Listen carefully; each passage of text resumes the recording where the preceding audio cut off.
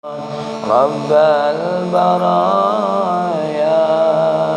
أستغفر الله من الخطايا ربي زدني علما نافعا ووافق لي عملا مقبولا ووهب لي رزقا واسعا وتوب علي توبة نصوحا وتوب علي توبة نصوحا. Kita baca salawat bareng-bareng. Sallallahu ala Muhammad sallallahu alaihi wasallam sallallahu ala Muhammad sallallahu alaihi wasallam sallallahu ala Muhammad sallallahu alaihi wasallam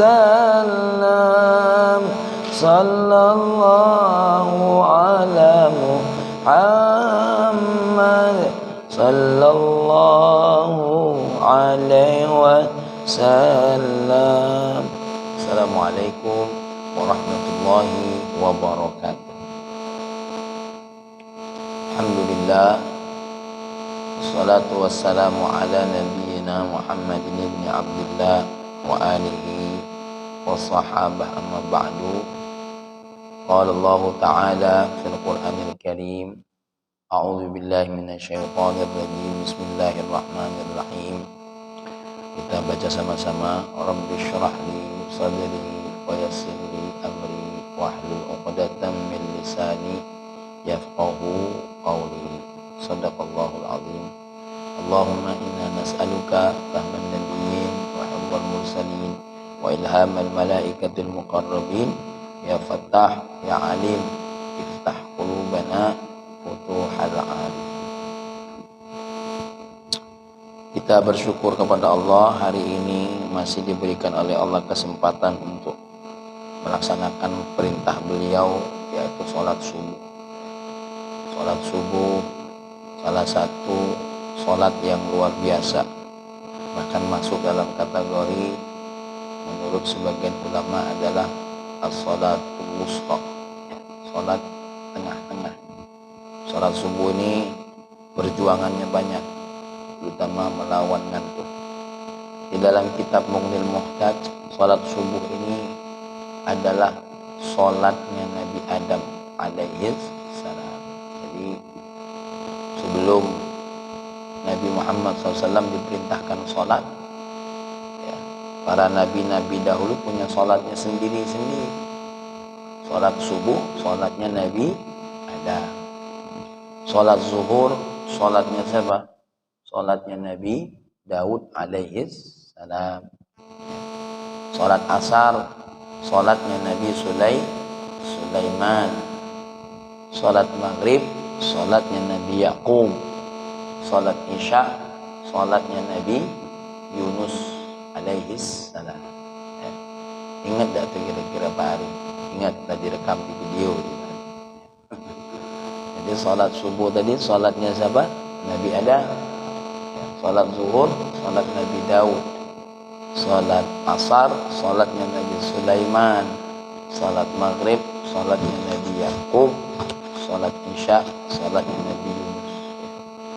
Itu karena salat diwajibkan 5 perkara, 5 waktu.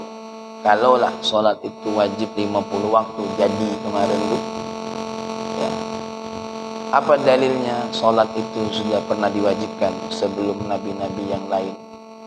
Contoh, ya, baca surah Luqman, ya, baca surah Luqman. Apa Ustaz Ikhwan? Ya bunayya aqimus shalah. Dari zamannya Sayyidina Luqman sudah diperintahkan, hei anakku tegakkan sholat. Doanya Nabi Ibrahim, Rabbana inni askantu min dzurriyyati biwadin ghairi dzi zar'in inda baitikal muharram. Ya. Lanjutan ayatnya apa? Waliyuqi Rabbana waliyuqimus shalah. Ya Allah, semoga mereka menegakkan salat. Itu Nabi Ibrahim. Kemudian Nabi Isa alaihissalam, surah Maryam. Saya lupa berapa ayatnya apa. Apa punya? Inni Abdullah wa ataniyal kitab wa ja'alani nabiyya. Kemudian apa? Wa awsani bis salah. Tuh. Ketika Nabi Isa masih bayi, ibunya ditanya. Ibunya tuh ditanya. Dalam suratnya tuh begini bunyinya. Hei Maryam, ayahmu tuh orang baik, bukan orang jahat. Ibumu bukan pelacur. Ya? Kok bisa kamu ini punya anak? Fa asyarat ilaih. Ya, Sayyidah Maryam ngasih tunjuk jarinya, nunjuk tanya sama bayinya. Ini tanya sama bayi ya. Ya. Apa ayatnya tuh? Bagaimana aku akan bicara dengan seorang bayi? Kalau bukan ayat. Qalu kaifa nukallimu man kana fil mahdi sabiyya. Bagaimana kami akan ngomong orang yang masih dalam buayan, dalam bayi, dalam kondisi bayi? Ketika mereka ngomong gitu, Nabi Isa langsung ngomong, Inni Abdullah, saya ini hamba Allah. Saya ini hamba Allah. Inni Abdullah wa ataniyal kitab, dikasih kitab Injil. Ya. Kemudian apa? Wa ja'alani nabiyya, Allah telah menjadikan aku nabi. Kemudian apa? Wa awsani bis shalah. Nah, itu Pak Ari. Ya. Jadi sebenarnya agama ini satu dari dulu. Dari zaman Nabi Adam sampai zaman Nabi Muhammad, satu Islam. Lalu apa bedanya dengan nabi-nabi yang lain? Syariatnya beda. Nanti mudah-mudahan selesai kitab hikam, kita boleh ngaji kitab Khosais Muhammadiyah, syariat khusus untuk umat Nabi Muhammad sallallahu alaihi wasallam. Salah satu kitab yang saya punya, karangan Sayyid Muhammad Alwi Al-Maliki, supaya kita tahu apa bedanya kita dengan umat-umat sebelum kita, ya. Jadi itu salah satu tentang sholat ini sendiri. Maka kita bersyukur kita ini melaksanakan sholat subuh, ini nikmat yang luar biasa. Apalagi tidak mudah menegakkan sholat subuh ini sendiri. Maka para nabi punya sholatnya sendiri, ya, kepada Allah Subhanahu wa ta'ala, ya. Apalagi dalil Isra Mi'raj, Nabi Musa berkata, ya, aku saja memberikan perintah sholat kepada siapa? Umatku, mereka tidak sanggup. Nah, jadi cuma kalau ditanya mak mana sholatnya para nabi dulu, nah, mereka punya caranya tersendiri. Ya. Buktinya apa? Dalam Isra Mi'raj seluruh nabi jadi makmumnya siapa? Jadi makmumnya Nabi Muhammad ketika mereka sholat di Masjid Al-Aqsa. Jadi makmum. Malaikat Jibril nyuruh Nabi kita Muhammad jadi imam untuk siapa? Untuk semua nabi. Ya, itu tanda Muhammad, perintah sholat ini bukan hanya di zamanmu saja, tapi para nabi pun melaksanakan sholat. Cuma semalam ada santri yang nanya, Kak, ketika baca asyhadu an la ilaha illallah asyhadu anna muhammadar rasulullah gimana? Ya kan sesuai zamannya, sesuai dengan zamannya, dan Allah mengajarkan para nabi dengan caranya tersendiri. Baik, lanjutan kita masih tentang sebuah kaidah yang disampaikan oleh Imam Ibnu Athaillah, al-a'malu suwarun qa'imah. amalan kita itu ya adalah salah satu gambaran yang terlihat bentuknya. Wa arwahuha, sedangkan ruhnya amalan wujudu sirril ikhlas fiha, adanya rahasia ikhlas di dalam amalan tersebut. Seperti yang saya sampaikan kemarin, saya akan menyebutkan beberapa contoh yang dituliskan oleh siapa? Oleh Dr. Said Ramadan Buti. Contoh amalannya, surahnya ibadah, tapi ternyata jauh dari nilai ibadah karena tidak ada ruhnya, tidak ada ruh keikhlasan, kemurnian bentuknya ibadah menjadi sebuah ibadah. Apa contohnya?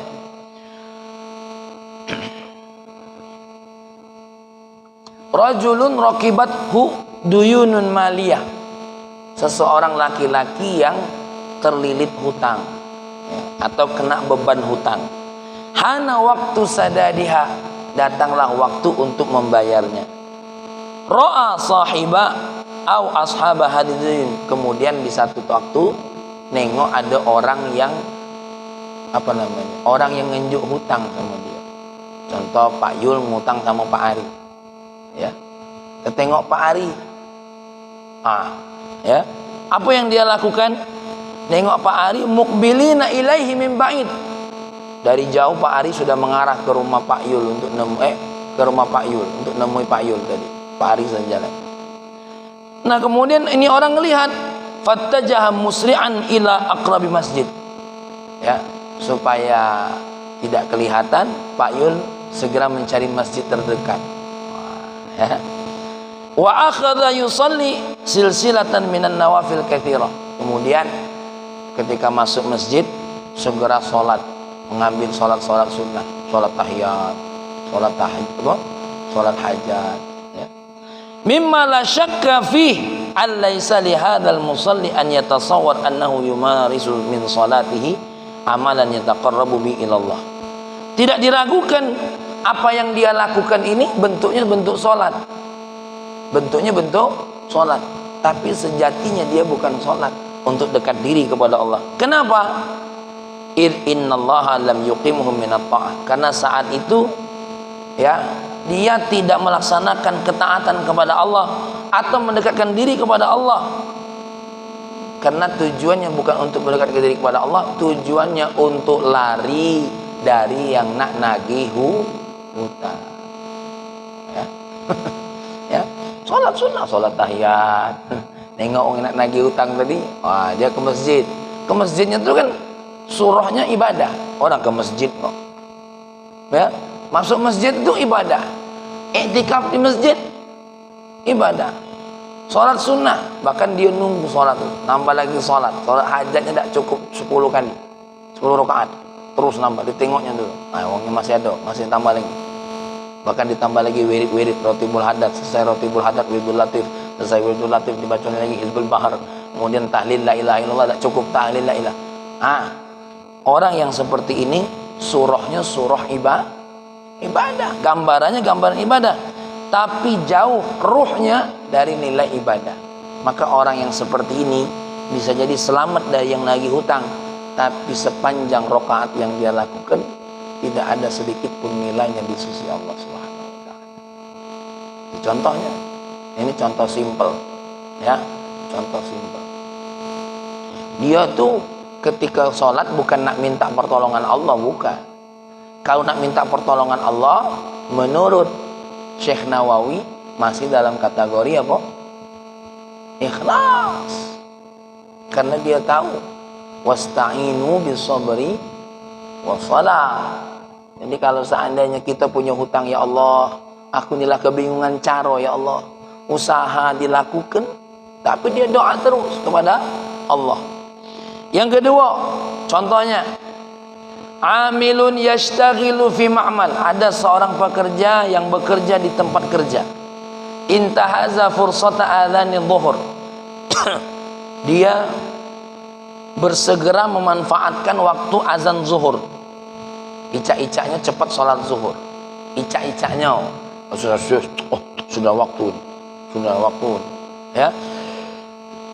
Fataraka amalahu, kemudian dia meninggalkan pekerjaannya bihujjatit tawajjuh ila salat zuhur, dengan alasan mau segera melaksanakan salat zuhur. Wa tawaddu'a fa atala al-wudu, ketika wudunya lama nih. Nawaitul wudu birraf'il hadasil ashari lillahi ta'ala. Mana mungkin wudunya lama nih niatnya kan.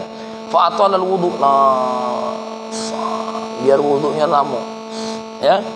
Thumma dakhala shalah, masuk salat, fa atala minha ma syaa yutil. Kemudian beliau memanjangkan salat sesuai kehendak dia. Thumma tajaha majlisahu fi dhillil dhalil. Kemudian apa? Dia cari tempat berteduh. Di masjid itu tempat yang nyaman.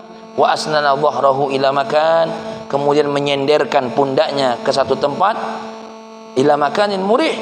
Wa akhadha yatashaghal bil awradil katsira. Kemudian habis salat zuhur sibuk dengan wirid yang banyak. Setelah wirid selesai, baca Quran, Yasin selesai, Al-Kahfi selesai, Al-Muluk selesai, Ar-Rahman selesai, Al-Waqi'ah selesai, tambah lagi surat-surat yang jarang dibaca dia baca. Ya, saking rajinnya hari itu.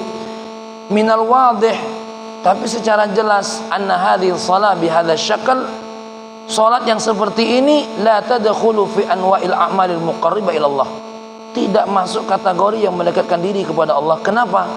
Karena niatnya supaya tidak begawi, supaya tidak begawi. Dia kepengen santai-santai, cuma supaya ketengok anda salah, dia pakai amal-amalan dekat dengan Allah. Ya. Contoh, biar dia tidak marah kena bosnya nengok, oh lagi wirid, lagi baca Quran. Nah yang begini nih, walaupun dia baca Quran, ninggalkan tugas utamanya sebagai pekerja, tidak ibadah semua. Tapi apa? Ya, mungkin ada yang model suami Cak Erik lah. Lama-lama di masjid ini iktikaf sampai jam 8 supaya apa? Supaya tidak bantu bininya nyiapin sarapan. Mungkin. Mungkin. Ya. Padahal dia tahu bininya begawi dewean, anak di rumah ada berapa, Erik? Oh, barsiko. Mungkin kalau barsiko. Ini contoh kalau 4 anaknya. Biarlah bini aku yang repot, aku nak. Ini hati-hati, Allah tahu apa yang ada dalam hati. Padahal baca wirid la ilaha illallah itu sambil mandikan anak bisa. Baca salawat kepada Nabi sambil makikan baju anak bisa. Ya. Tuh, makanya gunanya wirid itu ada yang dihafal apa? Walaupun lagi goreng telur bisa. Apalagi macam Ustaz Ikhwan hafal Quran enak sambil apa? Sambil goreng telur memurajaah Quran. Bisa kita. Apalagi yang hafal Yasin. Malah ada ibu-ibu, ada kiai siapa tuh? Ibu nyai siapa? Hafizul Quran. Ketika beliau sudah nikah, jadi ini kompor, ya, di atas bagian kompornya tuh ada satu meja kecil, dipasangnya Quran. Jadi walaupun dia jadi seorang ibu rumah tangga, dia tetap memurajaah Al-Quran. Jadi tidak mesti harus leha-leha. Ya. Memang kadang-kadang ibadah ini bisa juga jadi bagian untuk menipu Allah. Ya, ada juga. Ya. Seolah-olah apa? Baca wirid, seolah-olah baca Al-Quran, padahal dia itu apa? Nak melenggang-lenggangkan diri dari pekerjaannya. Ingat, kita kemarin kan sudah belajar kaidahnya. Contoh, ya, contoh. Ada orang yang mau tidak mau punya tugasnya. Ya, sholat wajibnya telah terlaksana. Setelah sholat wajibnya terlaksana, laksanakan tugas ijtimaiyahnya. Kalau dia jadi dokter, laksanakan tugas dokternya. Kalau dia jadi polisi, laksanakan tugasnya, tinggal di posnya. Kalau dia jadi apapun, laksanakan tugasnya. Ya, nah itu contohnya.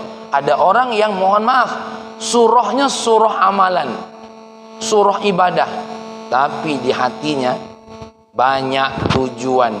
Ya, apa tujuannya? Tujuannya apa? Tadi makhluk. tujuannya adalah makhluk-makhluk Allah ketika dia sedang bermuamalah dengan Allah. Nah, ini contohnya. Ada lagi contohnya beliau, kata beliau. Ya. Wahidun min haula'il ladzina yunshituna fi a'malin harakiyah khidmatan lil Islam. Ada orang yang bergerak ya dalam amalan-alaman harakah yang tujuannya adalah untuk khidmah dengan Islam. Wali dakwah Islamiyah, atau dengan dakwah Islamiyah, fima yaz'amun, seperti yang mereka anggap. Ya'lamu, padahal dia tahu, fi qararati nafsihi annahu yabtaghi min anshatatihi allati yaqumu biha faidatan dunyawiyah. Padahal dia tahu di dalam diri dia ikut gerakan ini tujuannya untuk apa? Untuk dapat keuntungan dunia. Ya. Min za'amatin, satu, dari dipandang kehormatan. Ya, contoh aku ikut di bidang organisasi MUI ya, atau dokter ya, walaupun lah mengajukan ya, nanti disampaikan. Jadi ini saya, supaya apa? Tujuannya apa? Supaya dapat za'amah. Apa za'amah? Wakil ketua 3 MUI, supaya dapat apa? Kalau ngomong itu supaya apa? Jadi kalau hadir, jangannya Wak Pendi kalau aku hadir tak nyebut ketua 3 MUI itu marah. Aku nih. Itu contohnya ya.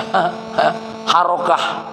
Ikut harokah nampaknya memang khidmah kepada Islam, tapi tujuannya bukan itu. Supaya apa? Dapat za'amah. Apa za'amah itu? Dapat pengakuan. Dapat apa namanya? Apa kalau bahasa iklan? Legalitas. Ya. Aku ni bukan apa-apa. Jadi kalau apa?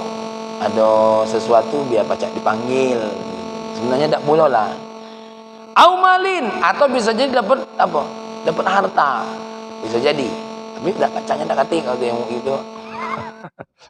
Kalau ini tak kati. Tapi kalau za'amah tadi mungkin. Ya. Lain dia tu kan kalau disebut. Au markazin siasi, atau bisa jadi kalau dia ikut organisasi ini dia apa? Dapat strategi dalam bersiasat, dalam berpolitik mungkin.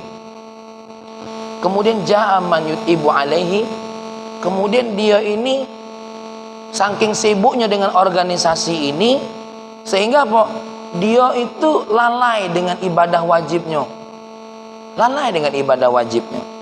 La yastayqidhu li salatil fajar. Contoh, saking sibuknya tidak bangun salat subuh illa ma'asyamsi au qubailaha, atau bangun juga ketika matahari sudah terbit atau sebelum beberapa saat sebelum matahari terbit.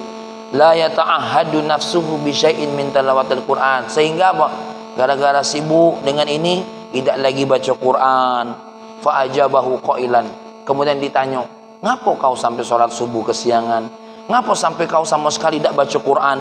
Ngapo sampai kau ini lalai dengan ibadah? Dia jawab, innallaha aqamahu fi amali dakwah wa khidmati Islam. Aku ini kelelahan, kecapean, karena apa? Khidmah untuk Islam dan khidmah untuk dakwah. Ya kan? Beralasan dia kan? Ya kan? Beralasan. Walam yuqimhu fil uquf 'alal ibadat wa tilawatil Quran wal aurat. Ya. Sehingga aku tak pacak lagi iktikaf, tak pacak lagi aku saking sibuknya dan ujinya kan. Ujinya. Maka mimma la raib, ini tidak diragukan. Sebenarnya pengakuannya itu batal. Pengakuannya itu tidak sah. Ya tak? Id inna amalahu alladhi yansarifu ilaihi ghairu muqarribin biruhil ikhlas. Dia sangat jauh dari ruh ikhlas kepada Allah Subhanahu wa taala. Yang pasti kita tidak cak nilai. Ya pasti tidak nilai. Cuma antara dia dengan Allah. Orang itu tidak akan pernah bisa membohongi diri sendiri. Ini sebagai contoh, ya. Sebagai contoh. Contoh lagi. Ini Dr. Said Muhammad Ramadan Buti, ya. Saya ini cuma bacakan contohnya, baik. Jadi kalau ada yang tersinggung, jangan tersinggung, bacakan contoh, baik. Ya. Contoh baik, mungkin Pak Ari lagi sibuk di satu organisasi maksudnya. Di satu partai. Oh, saking sibuknya tidak lagi sholat subuh. Kenapa? Sibuk mikiri umat. Oh ya. Oh, dipikiri baik umat ini. Cuma dipikiri ya. Nih, Imam Syafi'i, dokter, itu habis Isya kadang-kadang sampai subuh tidak tidur. Imam Syafi'i ya, bukan Syafi'i tetangga kamu, bukan. Imam Syafi'i, Muhammad bin Idris Asy-Syafi'i, habis sholat Isya, Wak Pendi tidak sholat subuh. Tidak sholat subuh, apa namanya? Tidak tidur. Hanya gara-gara ingat satu hadis Nabi. Ya Umair, kaifa halatus sughair. Gara-gara ingat hadis ini, dia mengeluarkan 50 hukum. Walaupun beliau tidak tidur, sholat subuhnya tetap. Makanya anak perempuan dari Ahmad ibnu Hambal ya bertanya 3 hal kepada Muhammad bin Idris Asy-Syafi'i. Ayah, aku nak nanya 3 hal kepada siapa? Kepada Imam Syafi'i. Katanya beliau orang soleh, orang hebat. Tapi ada 3 hal kejanggalan yang aku tengok. 1, sholat subuh tak pakai wudu. Dia kan bangun tidur. Sholat subuh tak pakai wudu. Yang kedua, aku tengok sebelum sholat habis sholat Isya sebelum tidur makannya banyak niat. Ya? Dan yang ketiga, dia itu kok tidurnya membelakangi kiblat. Padahal dia itu seorang imam. Kata Imam Ahmad Hambal, ayo sudah, coba kita tanya biar kita ini apa? Tidak punya prasangka yang jelek. Imam Syafi'i, anak putri saya mau nanya 3 hal. Kenapa engkau sholat subuh tadi tidak pakai wudu? Kita tahu. Terus kenapa malam tadi makannya banyak niat? Ini kita kalau jadi tamu tersinggung yo. Ya, makan banyak niat. Yang ketiga, ngapa tidur membelakangi kiblat? Kata Imam Syafi'i, saya semalam tak tidur. Saya berpikir tentang satu hadis ya, yang bunyinya ya Umair, kaifa halatus sughair. Dari situ saya menyampaikan 50 hukum. Ya. 50 hukum. Kemudian kenapa makan banyak niat? Ayahmu tahu saya ini baru sakit. Ya, baru sehat dari sakit. Saya sengaja datang ke rumah ayahmu, kenapa? Pengen dapat obat. Apa obatnya? Makanan orang soleh. Makanan orang soleh itu kata baginda Nabi syifa, obat. Ya. Jadi ta'amu sholihin syifa. Makanannya wong soleh itu apa? Obat. Makanya rajin-rajin makan di wong soleh. Ya. Mang Rosik soleh, sekali kami nak main makan ke situ kami. Makanan orang soleh. Ya, makanan orang soleh itu syifa, obat. Yang ketiga. Yang ketiga, apa yang ketiga? Ya, yang ketiga, kenapa aku hidup membelakangi kiblat? Karena kalau aku menghadap kiblat, di belakang ada Al-Qur'an. Aku tidak bisa membelakangi kalamullah, tidak bisa membelakangi kiblat. Ya. Kenapa tidak diangkat Qur'annya? Tidak ada dalam riwayat. Kenapa tidak diangkat? Pak, kita kalau di rumah wong jangan masing angkat-angkat baik. Kalau rumah dewe iya, dipindah Al-Qur'annya. Di rumah wong, oh ini caknya tidak cocok ini. Wah, main pindah-pindah baik lemari wong. Ya, Imam Syafi'i punya adab, punya akhlak. Ya, jangan timbul pikiran apa? Lah tinggal muda, Al-Qur'an tinggal diangkat. Ingat, mengangkat milik seseorang lain tanpa izin, ketika hilang dia tanggung jawab. Walaupun dia tidak malingnya.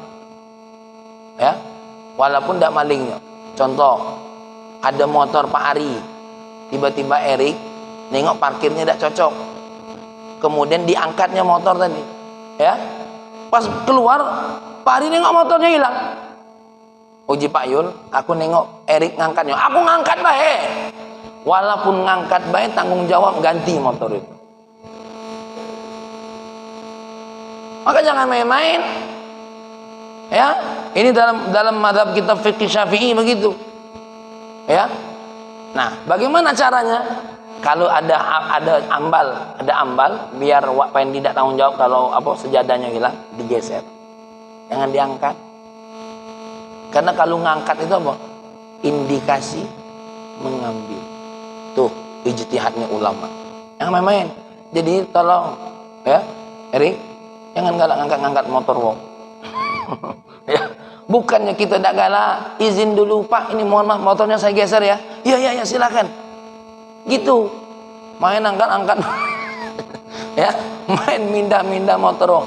Kalau hilang tanggung jawab. Ya. Makanya Imam Syafi'i ngapa tidak ngangkat? Ngangkat. Oh, tinggal dipindah baik. Bukan masalah pindah. Ini rumah wong. Tentu nak pindah sesuatu sesuai dengan apa? Izin tuan rumah. Nah, ini contoh. Jadi kalau ada wong yang sibuk, ya, tahu-tahu tidak sholat subuh, kecuali memang ketiduran. Lain lagi. Ghalaba alaihin naum. Ya, memang bukan berarti dia memprogramkan tidak sholat subuh. Benar-benar tertidur. Ya. Yang tidak bisa dikatakan lagi memang dia tertidur. Benar-benar apa? Benar-benar ngantuk, sedang benar-benar menguasainya. Maka dalam hal ini masih dalam kategori apa? Meninggalkan sholat karena udzur. Ya. Tapi bukan tiap hari. Kalau tiap hari Pak Pendi bukan udzur lagi itu namanya. Ya. Itu jaknya lah sudah diatur. Bukan udzur, tapi apa? Atur. Ya, sudah diatur, sudah. Lagi lanjut, tidak selesai ini macam contoh nih. Ya. Thullatun minal asdiqa tawajjahu hujajan ila baitillahil haram wa qad tatawa'u fima bainahum ada'al khidmat wa ri'ayata masalihim syakhsiyah. Beberapa rombongan dari teman mereka berangkat ke Baitullah dalam rangka haji. Ya. Tapi mereka sudah tatawu. Apa tatawu?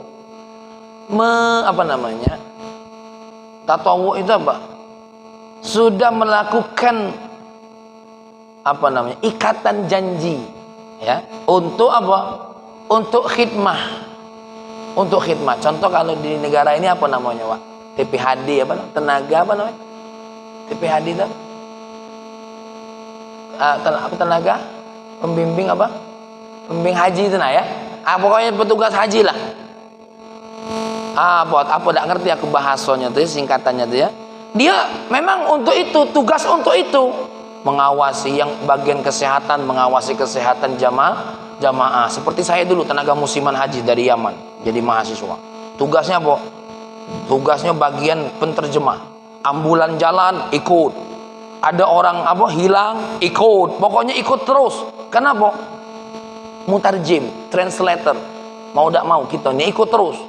Kadang-kadang tidak pacak duduk sedikit, panggilan datang, datang terus. Nah, dia berangkat haji dengan apa? Dengan niatan seperti ini. Sudah ada tugasnya masing-masing, bukan niatan, sudah dengan tugasnya masing-masing. Ro'a ahaduhum an yahruba min akmalil khidmatil mutamatsilah. Salah satunya dia kabur dari tugasnya. Dia sibuk iktikaf di Masjidil Haram. Ya, sibuk tawaf. Padahal dia ada waktu-waktunya. Padahal dia tugasnya apa? Mestinya apa? Jaga pos. Mestinya jaga pos. Atau dokter, mestinya standby di kliniknya. Tapi kliniknya ditutupnya, sibuk. Dia apa? Iktikaf. Ya, lah, kita ini iktikaf di sini. Mumpung ada di sini. Ingat, kamu kan berangkat ke sini, hajinya dapat, sholatnya dapat, tapi ada tuh tugas kamu apa? Jangan samakan dia dengan apa? Jamaah haji yang lain. Kalau Wak Pendi, Mang Rosik memang daftar nian tanpa tugas, murni nak berangkat apa? Berangkat haji. Kalau dia iktikaf 12 jam, memang itu apa? Tidak kata tanggung jawab lain. Kalau kita yang berangkat haji karena ada tugas, hati-hati. Jangan sampai meninggalkan apa? Tugas. Nah, ini dia apa? Sibuk iktikaf, dokter. Kemudian baca Qur'annya nak di mana?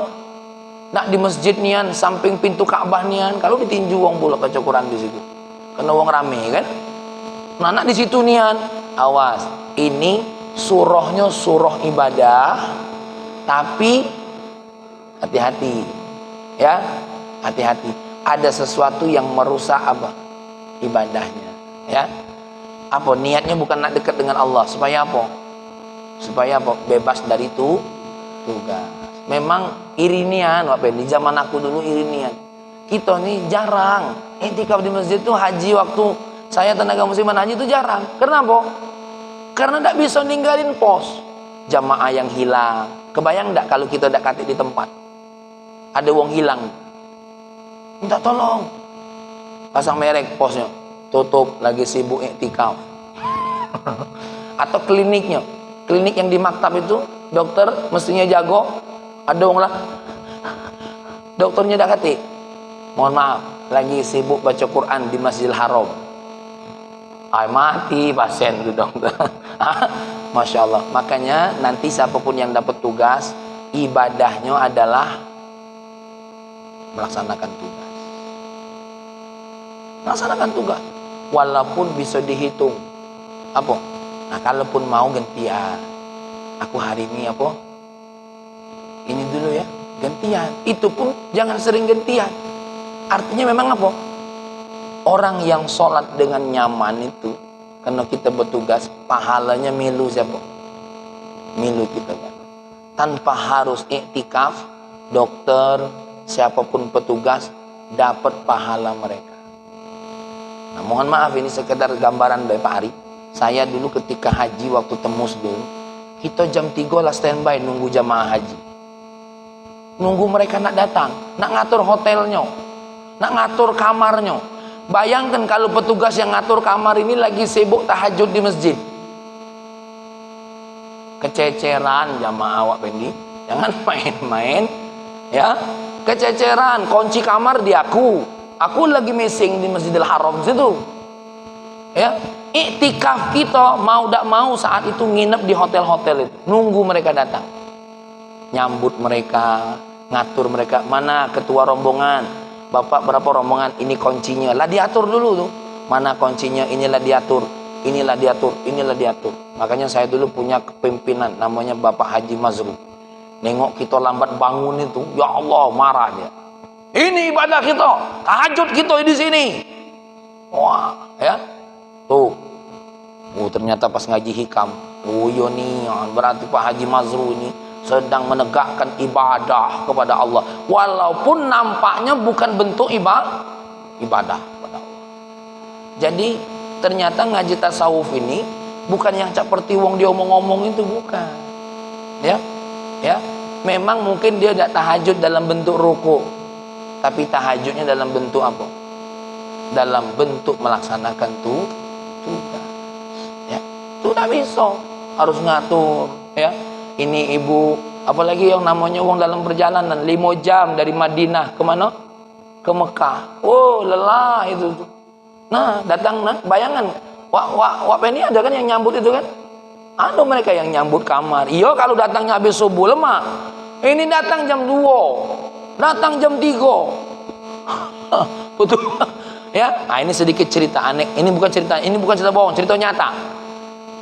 Sopir dari Indonesia. Setir sopir di Indonesia di mana? Sebelah kanan. Setir mobil di Saudi sebelah kiri. Nah, ini kami pernah kesiangan Pak Mazrul bangun terkejut kalau sopir. Ini sopir dari Kalimantan, ya.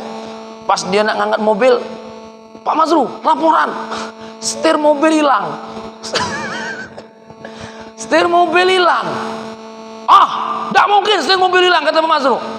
Pak Mazrul langsung turun langsung. Apa yonian? Tidak ada nak maling setir baik. Hah? Pas dibuka, lah ini setir ada. Astagfirullahaladzim Pak Mazrul, aku buka pintu sebelah kanan, kata dia. Setir tidak ada. Maklum, buang lagi apa? Lagi panik karena apa? Jamaah lah parah. Sedangkan kita agak kesiangan. Jadi nengok setir itu. Kami segrup ketawa sepanjang jalan. Oh ya Allah, setir mobil hilang. Padahal setir mobil itu udah hilang sebelah kiri cuma. Dia muka kaget, sebelah kanan enggak kate. Setir. Makanya kita sebelum tahu harus tahu dulu. Kenapa? Banyak jamaah masuk pintunya sebelah kanan, padahal pintunya sebelah kiri kalau yang mobil yang satu pintu belakang, ya. Yalah, ini contoh baik. Saking paniknya dulu. Ya, jadi apa namanya? Apalagi dia pakai dalil. Pakai dalil apa katanya? Ninggalin tugasnya tadi. Ya. Tanawwa'at ajnasul a'mal biqadri tanawwu'i waridatil ahwal. Oh, yang kemarin tuh. Woi, yang namanya amalan tuh bermacam-macam jenisnya, tergantung kondisi. Nah, ini tidak beres ini kondisi apa nih, ya?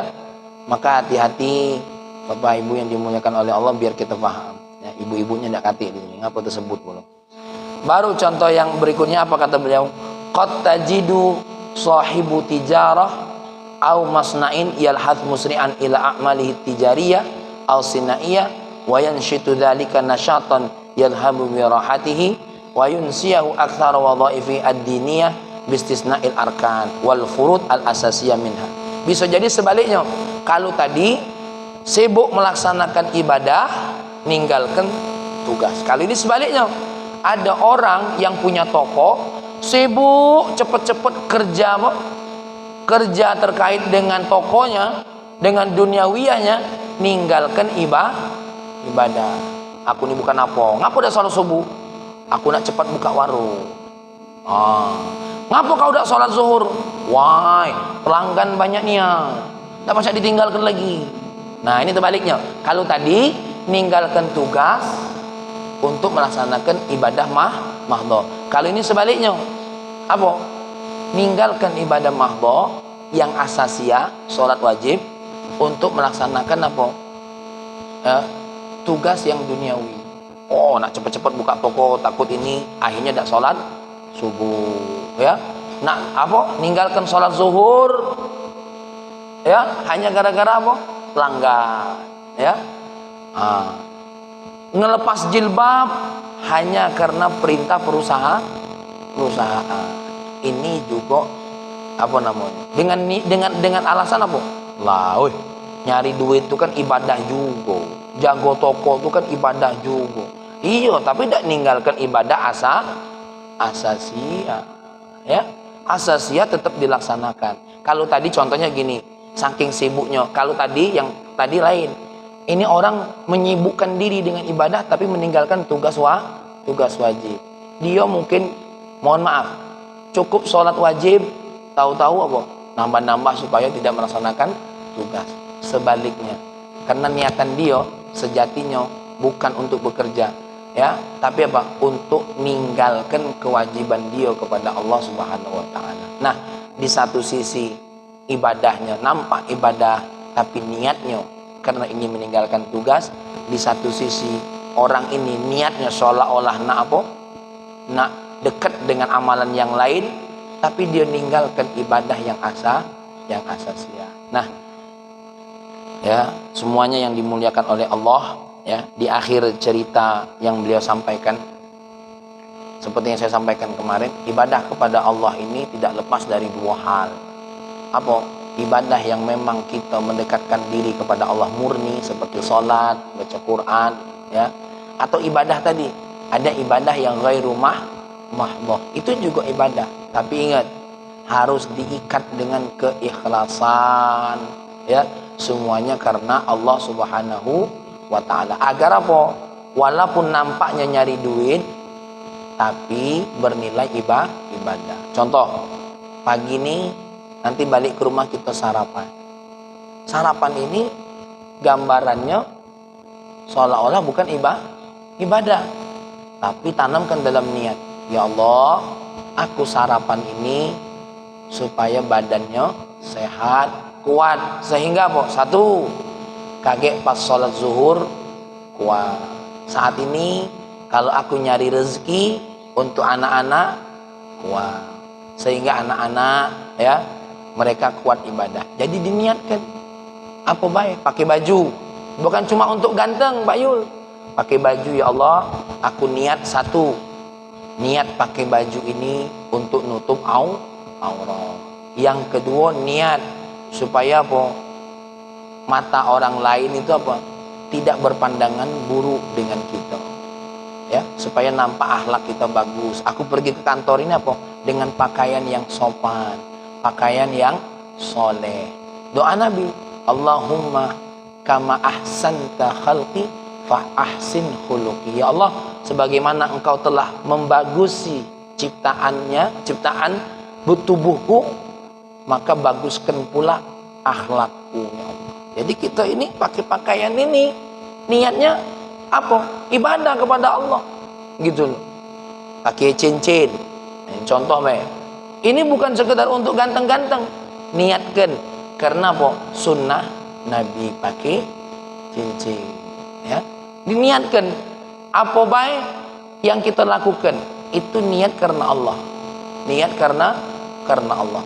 Jadi walaupun nampaknya surahnya kayaknya bukan ibadah, tapi niatkan sesuatu. Kenapa?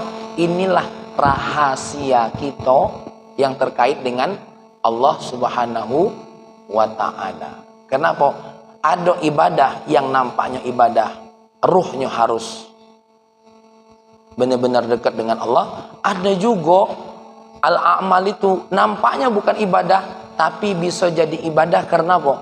Karena keikhlasannya menuju Allah Subhanahu wa ta'ala. Contoh nih, buat kopi, atau kita ada tamu buat makanan ya, niatnya jangan tak lemak dengan tamu. Niatnya memang ini yang diperintahkan oleh Nabi kita Muhammad sallallahu alaihi wasallam. Niat, ya Allah, ini memang tugas sebagai sahibul bait nunjuk sajian. Itu niatannya. Jadi kayak kalau aku main ke rumah Pak Topik, niat yang benar kalau nunjuk kopi itu. Jangan niat tak lemak. Niat-niat untuk menyajikan untuk apa? Menghormati tamu, karena ini bagian dari beribadah. Makanya kalau niatnya bagus, keluar kalau kopi keluar. Ya, kalau perlu nanya, perlu dibungkus sudah. Nah, cuma jadi tamu jangan kurang ajar. Ya, laju nak ngebungkus galau karena apa? Kaget dia ada tamu yang lain ya. Mananya pula alang telemak kopi ni ada tak bubuknya lah ya. Ya, kalau banyak alhamdulillah, kalau dikit ya tak apa-apa lah, dikit jadi. Ya, ada juga yang tamu model mak itu ada ya. Itu kalau aku bertamu ke dokter Topan kadang-kadang ya, nanya mulu, dokter masih ada tak bungkus-bungkusan somai lah, nanya mulu ya. Jadi intinya amalan ini memang perlu apa? Kejujuran hati kita untuk kepada Allah Subhanahu wa taala. Seperti yang saya sampaikan kemarin, apa? Seorang ulama mengatakan apa? Benahi amalanmu dengan ikhlas. Tapi ingat, ikhlaskan pula keikhlasanmu kepada Allah, ya. Apa makna ikhlaskan keikhlasanmu kepada Allah? Sesuatu yang kita lakukan, pahamkan dalam diri kita, boh, bebas dari apa? Kemampuan diri kita, rasa daya kita. Jadi ketika kita sholat, ya Allah, aku sholat karenamu. Ditambah lagi apa? Aku ini sholat alhamdulillah karena petunjukmu, bukan karena apa? Kehebatan diriku. Nah, itulah namanya ikhlasnya ikhlas. Amalan harus ikhlas, ikhlas pun harus ikhlas. Camano nian Ustaz, ikhlas itu harus ikhlas. Amalan harus ikhlas, murni karena Allah. Kemudian apa? Ikhlasnya harus diikhlaskan. Apa? Diikhlaskan dari apa? Dilepas dari apa? Dilepaskan dari rasa mampu. Dilepaskan dari dasar apa? Rasa seolah-olah inilah kehebatan kita. Tapi apa? Ikhlaskan, inilah kehebatan Allah, kasih sayang Allah memberikan kita hidayah. Barangkali ini saja yang dapat kami sampaikan. Ada pertanyaan? Alhamdulillah, kalau tidak berat kita nak jawabnya. Ya, insya Allah pertemuan Senin depan kita akan masuk kepada hikmah yang ke-11. Mudah-mudahan kita semua panjang umur, amin. Kita semua senantiasa diberikan oleh Allah kesehatan. Allahumma salli wa sallim ala Sayyidina Muhammad wa ala ali Sayyidina Muhammad. Ya Allah, terima kasih kami telah dipertemukan dengan ulama-ulama seperti Dr. Muhammad Said Ramadan Buti. Kami telah ditemukan dengan ulama-ulama seperti Ahmad Zarruq. Walaupun kami tidak bertemu dengan fisiknya, tapi kami bertemu dengan tulisannya, ya Allah. Dengan tulisannya ini kami mengenal bagaimana beribadah dengan baik kepadamu, ya Allah. Ya Allah, tanamkan dalam amalan kami, baik ibadah mahdhah ataupun ibadah ghairu mahdhah, keikhlasan yang kami lakukan hanya karenamu, ya Allah, atau hanya karena janji-janji yang engkau janjikan langsung darimu, ya Rabbana ya Karim. Ya Allah, dengan di dalam keikhlasan kami. Tanamkan pula keikhlasan di dalam keikhlasan itu sendiri, agar kami merasa apa yang kami lakukan bukan karena upaya kami, bukan karena kekuatan kami, bukan hanya sekedar keinginan kami, tapi itu semua adalah karena hidayahmu, dorongan darimu, kekuatan darimu ya Allah. Ya Allah ya Rahman ya Karim, jauhkan dari hati kami hal-hal yang buruk, agar kami hal-hal yang buruk seperti sombong, seperti ujub, seperti riya, seperti higid, rasa iri dengki kepada yang lain. Jauhkan ya Allah, murnikan kami saling berkasih sayang satu sama lain karenamu ya Allah, dan dibebaskan keikhlasan kami dari hal yang akan merusak keikhlasan. Rabbana atina fid dunya hasanah fil akhirati hasanah wa qina adzabannar walhamdulillahi rabbil alamin. Assalamualaikum warahmatullahi wabarakatuh.